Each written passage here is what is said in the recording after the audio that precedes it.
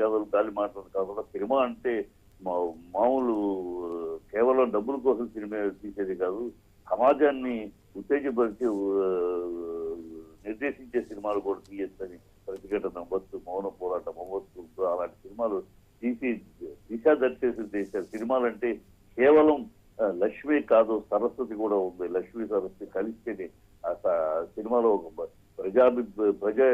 ప్రజా ప్రయోజనం ఉండాలి సినిమాల్లో కూడా ఆయన నిరూపించిన వ్యక్తి. ఆయన కోల్పోవటం ఒక మహా శిఖరాన్ని కోల్పోయింది తెలుగు రాష్ట్రం. ఆయనతోటి మాకు చాలా అనుబంధం ఉంది. నాన్నగారు ఈ రామజగృతికి చాణక్య ఇలాంటి సీరియల్స్ రాయటము, మహాభారతం కళగా మిగిలిపోయిన మహాభారతం తోటి మా నాన్నగారితో పార్ట్ 1 పార్ట్ 2 మహాభారత స్క్రిప్ట్లు రాయించి హాలీవుడ్ లో వాటిని రిజిస్టర్ చేయించి రాజ్ కుమార్ తోటి చేయాలని ప్లాన్ చేశారు ఆయన. కానీ కొన్ని కారణాల వల్ల జరగలేదు. అలాగే 18 పర్వాల మహాభారతం అలా చేయాలి. ఒక రూమ్ లో ఒక గదిలో కలిస్తే ఒక మొదటి పర్వం ఆడియో వినిపిస్తూ దృష్టిస్తూ అలాంటివన్నీ కూడా రాయించారు నాన్నగారితో. మా నాన్నగారికి ఆయనకి చాలా బంధం ఉంది. నా గెలుపు సినిమా మొత్తం ఆరంభించిన ఒక ప్రాజెక్ట్ మొదలెట్టారు రామజగృతిలో. సూట్ కేసు తో రండి, ప్రింట్ తోటి వెళ్ళండి అని. ఆ టైంలో నాది 2వ సినిమా అక్కడ. నా మొత్తం అక్కడే స్త్రీ నుంచి శుభం దాకా, కొబ్బరికాయ నుంచి గుమ్మడికాయ దాకా అక్కడే తీయటం జరిగింది.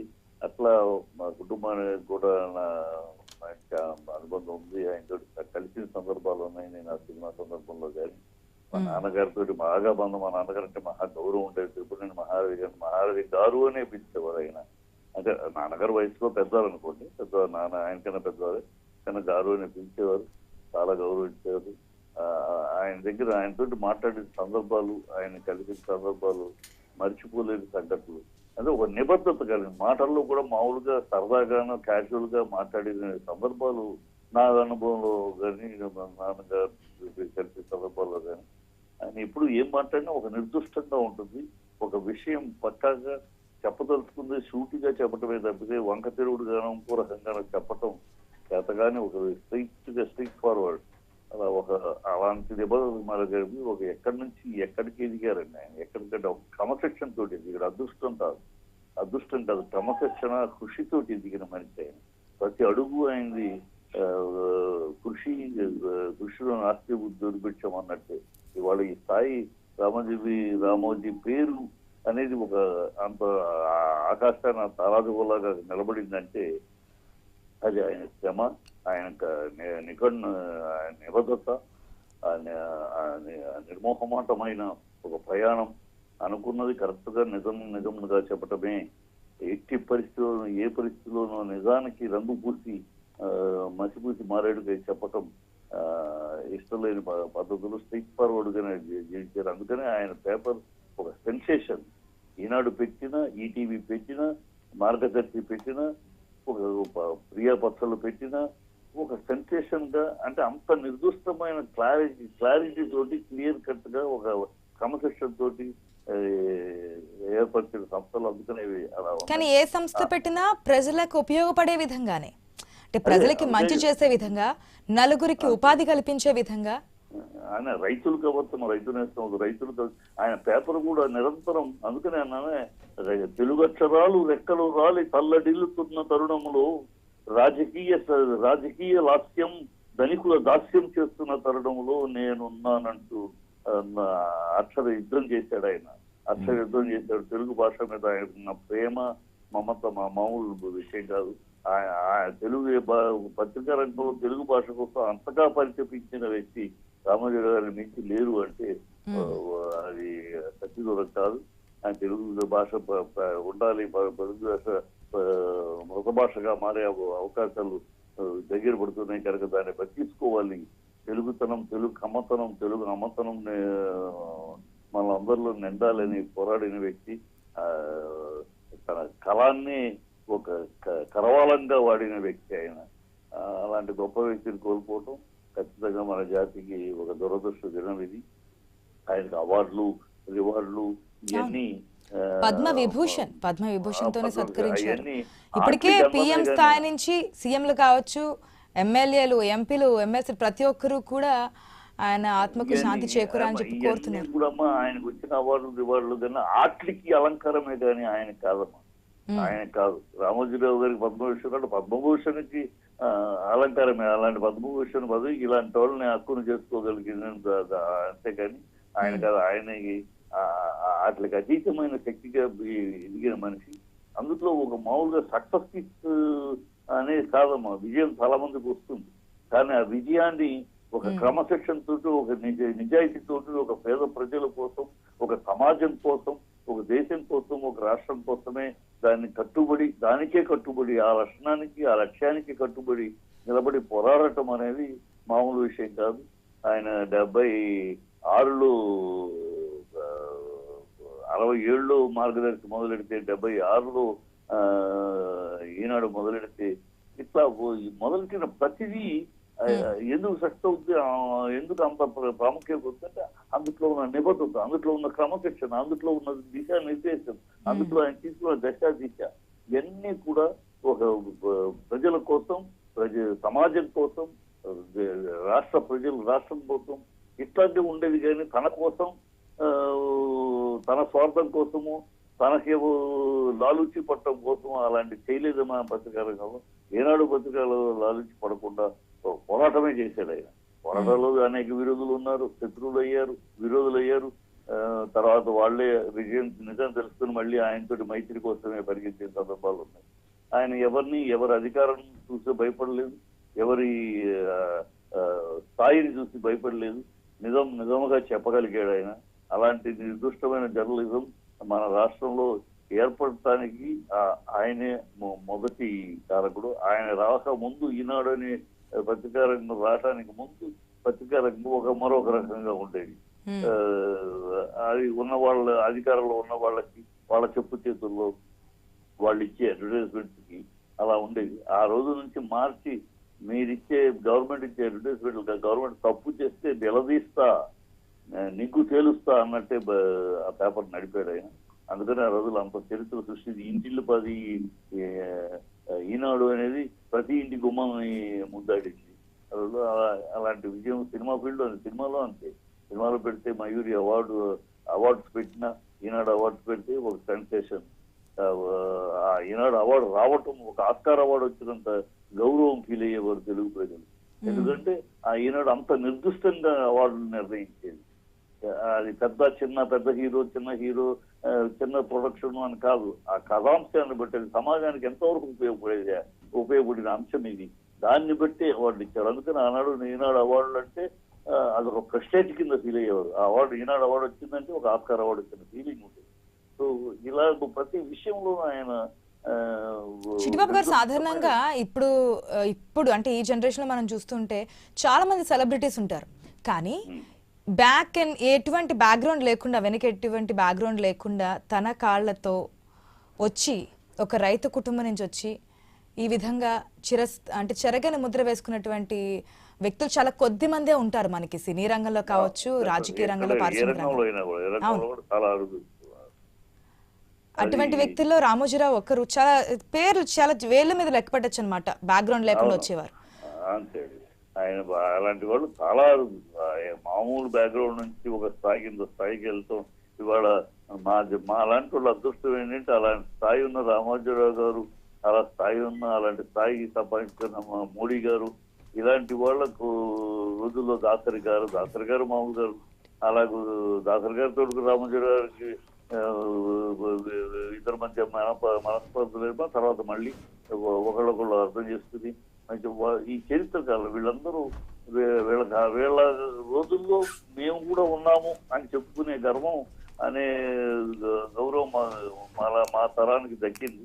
ఎందుకంటే ఒక రామోజీరావు గారు, ఒక దాసరి గారు, ఒక ఇవాళ మోడీ గారు, ఇలాంటి అంటే మామూలు నుంచి ఒక దేశ అత్యున్నత స్థాయికి, ఒక మంచి, ఒక దేశం కోసం, సమాజం కోసం అనే వ్యక్తులు ఉన్న కాలంలో మేము ఉన్నాం అని చెప్పుకునే స్థాయి చాలా అరుదు. ఇలాంటి వ్యక్తులు, ఇలాంటి వ్యక్తిత్వాలు అంటే మొదటి రోజు నుంచి ఆఖరి రోజు దాకా జీవితంలో అడుగు పెట్టిన మొదటి రోజు నుంచి చరమాంతం దాకా కూడా ఒకే నిబద్ధత, ఒకే రీతి నీతి, ఒకే సిద్ధాంతం, ఎక్కడ అటు ఇటు మార్పులు చేర్పులు లేకుండా ఇది రామోజీరావు గారు అంటే ఇది అంతే రామోజీరావు గారు ఇలా ఉంటారు, ఇలా చేస్తారు, ఇలా మాట్లాడతారు, ఇలా రాస్తారు అనే దానికి ఎక్కడ డీవియేషన్ లేకుండా జీవితకాలం గడపటం అనేది చాలా అరుదైన విషయం. అందరూ చాలా మంది వస్తారు, సక్సెస్ అవుతారు, సక్సెస్ అయినాక ఒక స్టేజ్కి వచ్చినాక ఎక్కడో ఈ బిడ్డల విషయంలోనూ, బిడ్డల కోసమనో, లేకపోతే కుటుంబం కోసమనో, లేకపోతే మిత్రుల కోసమో ఎక్కడో ఒక డీవియేషన్ జరుగుద్ది వాళ్ళ జీవిత నిర్దేశిత దశ.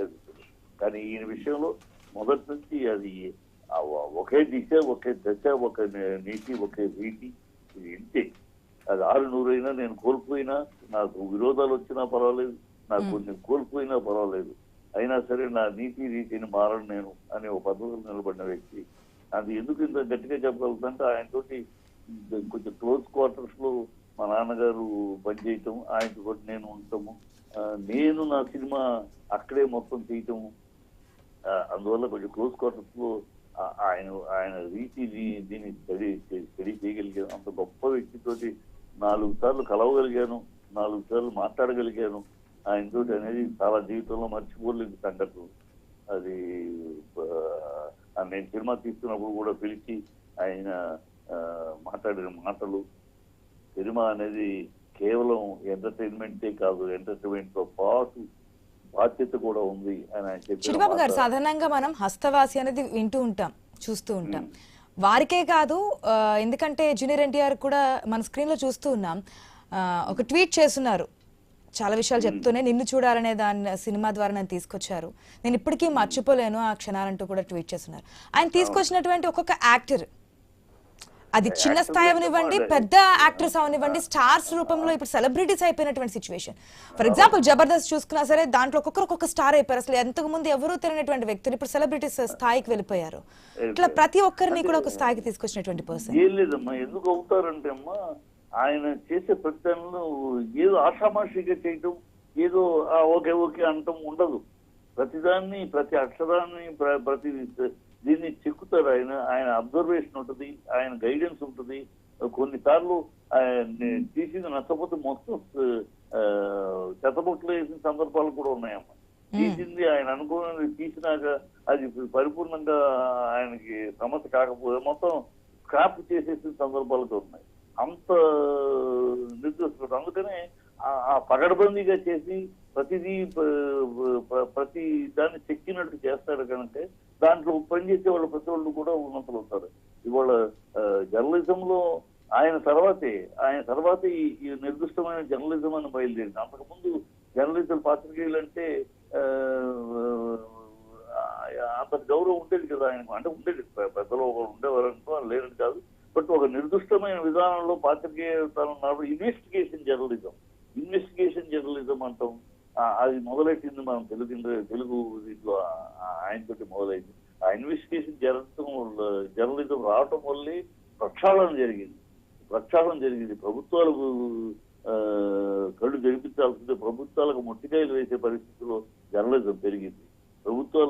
ప్రభుత్వాలను శాసించే స్థాయికి ప్రభుత్వాలు శాసించే స్థాయికి పత్రికా రంగం ఎదిగిందంటే అది రామోజీరావు గారి యొక్క నైపుణ్యము, ఆయన యొక్క ప్రతిభే చెప్పుకోవాలి మనం. వాళ్ళ రాజకీయ నాయకులు అవ్వచ్చు, పెద్ద బడా సంస్థలు అవ్వచ్చు, ఒక పత్రికా రంగానికి భయపడుతున్నారు. మనం తప్పు చేస్తే ఈ పత్రికా రంగం ఎండగట్టేస్తుందేమో, మన బతుకులు బజారు పెడుతుందేమో భయపడుతున్నారు. ఆ భయంలో ఉంటున్నారు. అంటే దానికి ఆ స్థాయిని కల్పించింది పత్రికా రంగానికి రామోజీరావు గారిని చెప్పుకోవాలమ్మా. ఖచ్చితంగా మహానుభావుడు. ఆయన కోల్పోవటం ఆంధ్ర రాష్ట్రానికి కాదు, ప్రతి తెలుగు వాడికి తీరని లోటే. ఒక రామారావు గారిని వెన్నంటి ఉండి, రామారావు గారిని రాజకీయంగా కూడా రాజకీయ రంగంలో రామారావు గారు అంతమందికి వెళ్ళటానికి కూడా ఆయన ప్రతిభ ఉంది. అట్ ది సేమ్ టైం ఈయన యొక్క సహకారం కూడా చాలా గొప్పది, మర్చిపోలేదు. ఆ రోజులు ఎవరు మర్చిపోలేదు. అది చాలా గొప్ప విశేషాలు. ఇదే రాష్ట్రానికి తీరని లోటు.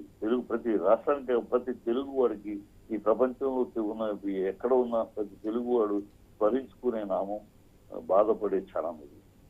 అవును. అన్నదాతలు అంటే అందరూ కూడా చెప్తూ ఉంటారు రైతే రాజు, రైతే వెన్నుముక అని. కానీ రైతులకు సంబంధించి కూడా ఒక ప్రత్యేక సంస్థ రైతు సంబంధించి అన్నదాత అని.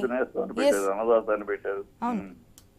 అన్నదాత అని పెట్టి వంటలు అది ఒకటి కింద అంటే మొత్తం ఫ్యామిలీ ప్యాకేజ్ లాగా చేసి కానీ కొన్ని సంస్థలు స్టార్ట్ చేసినప్పటికీ అంటే 100% లో ఏదో 90% జరిగినా 10% మనకి వెనక్కి ఇంగ్లీష్ పేపర్ స్టార్ట్ చేశారు కదా చిట్టిబాబు గారు.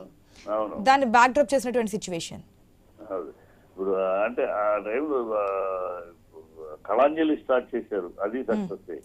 ఆయన స్టార్ట్ చేసింది అంటే ఒక సినిమా, అందుకనే అంటున్నాను ఆయన జీవితంలో ఒక కళగా మిగిలిపోయింది ఒకటి. ఆయన హాలీవుడ్ స్థాయిలో మహాభారతాన్ని రెండు పార్ట్లుగా తీయాలని పెద్ద బడ్జెట్ వేసి ఆ రోజు నాన్నగారితో మా నాన్నగారి తోటి రాయించారు. చెప్తూ రాయించి రిజిస్టర్ చేశారు హాలీవుడ్ లో. పార్ట్ 1 పార్ట్ 2 రిజిస్టర్ చేశారు. ఆ రిజిస్టర్ చేసి అది చెయ్యాలి